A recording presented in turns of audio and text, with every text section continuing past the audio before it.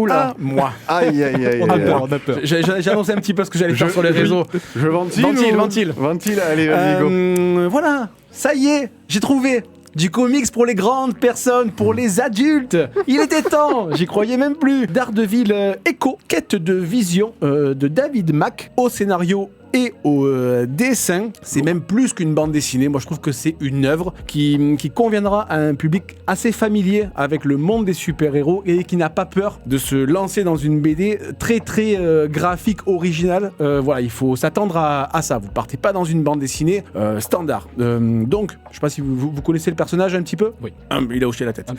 Donc, Maya Lopez, donc elle est connue sous le nom de Echo, la demi-sœur de Mamo. C'est un personnage d'origine indienne, Trump en PLS, qui a été recueilli par le Caïd et qui lui a fait croire que Daredevil a tué son père. Putois blagueur. Vous avez la règle sur Putois blagueur ou pas? Oh, magnifique. Je suis amoureux, ça y est. Alors, Echo n'a pas de super pouvoir. Un peu comme Daredevil qui peut voir alors qu'il est aveugle, mais elle est capable de reproduire n'importe quel mouvement rien qu'en le regardant. Les arts martiaux, la musique, le dessin, tout ce qui est en fin de compte visuel. Moi, ça m'aurait bien servi au collège, tu vois, quand il fallait monter à la corde ou faire des roulades, puisqu'à chaque fois, j'arrivais soit pas à dépasser le premier nœud, ou je me défonçais le dos avec ma souplesse légendaire. Chaque planche, alors je vais vous montrer, est-ce que vous l'avez lu ou non? Non. Attendez, je fais un petit grand J'ai écart. envie de le lire. Ouais, donc je lève les bras. Donc chaque planche, putain, il a soufflé, il m'a fait bouger le texte.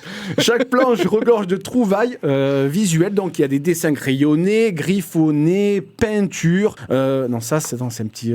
Ça je vous le montre pas. Non. Petit spoil. Putain, j'en étais où? Voilà. Ah oui. Donc il y a de la peinture, il y a des dessins, il y a comme des sketchs, de l'art abstrait. Il y a même une référence au tableau Le Baiser de Klimt. Je sais pas si vous voyez lequel c'est. Donc, oui. Et ensuite, qui a fait, peu de gens le savent, qui a fait beaucoup de western sous le nom de Clint Eastwood. Mais alors le texte, il est complètement éclaté. Alors pas au sol, hein, comme disent ceux qui vont passer le brevet cette année, qui sont en transe, alors que le brevet on le file.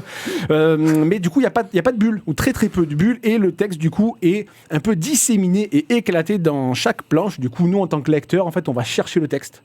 Et en fait, du coup, on n'a pas de lecture linéaire.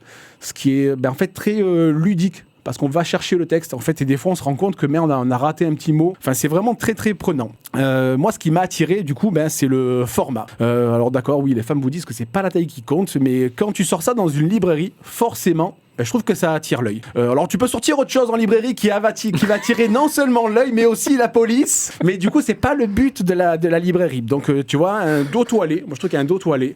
La couverture est très spéciale. 22 €. 22 €. C'est Panini qui édite. Ah ouais. Pour combien de pages? 22 €. Bonne surprise. En termes de pages, je sais pas, mais on doit être 150. bien. Bon poids, ils ont pas mis les pages comme ça, ils mentent sur la marchandise. Ils ont pas mis les pages, mais du coup, tiens, si tu veux le voir. Et moi, je trouve que tu vois, avec ce comics, c'est là que tu vois que les Américains, ils sont un cran au-dessus. Tu vois. On fait tout le temps la différence entre les États-Unis et la France, mais eux, ils ont Echo et Daredevil, tu vois. Tu transposes ça en France, tu te retrouves avec Emmanuel Laborie et Gilbert Montagnier. Tu vois, donc t'imagines le premier date au flunch, une sourde et un aveugle, ils arrivent même pas à se mettre d'accord sur qui invite l'autre. Le serveur, il est en sueur, il donne la carte des prix à qui? Parce qu'il y en a un qui peut pas voir les prix et l'autre qui peut pas les dire. Franchement, j'aurais trop envie d'assister à ça, quoi. Fabuleux. Et Daredevil Echo, Gilbert Montagnier, Emmanuel Laborie, fabuleux. Bref, malgré donc ce petit handicap, on dirait que c'est la BD sécurité sociale de Marvel, mais malgré ça, je trouve que c'est une œuvre vraiment à part. Graphiquement, au niveau du scénario, ça revient du coup sur l'histoire de Maya Lopez d'Echo, sur la relation qu'elle a entretenue avec Daredevil. Je trouve ça hyper plaisant. Attention, ce n'est pas pour les lecteurs débutants. Soyez confirmés, que vous ayez déjà des références au niveau des comics de Marvel. Si vous ne savez pas qui est Daredevil, qui est le Caïd, n'y allez pas, parce que vous allez être complètement paumé. En revanche, voilà, si vous avez déjà ces références et que vous avez envie de pousser un peu la lecture, moi je vous le conseille, par l'édition qui est de très bonne qualité, et je trouve que tu vois Panini là-dessus a quelques œuvres comme le Doctor Strange dont j'ai plus le nom. Fall Sunrise. Je crois que c'est celui-là, tu vois, et en fait ils arrivent à quelques mois à créer une œuvre.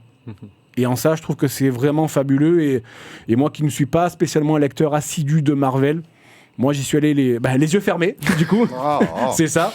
Et mais du coup, j'ai pas été déçu et je ne peux que la conseiller.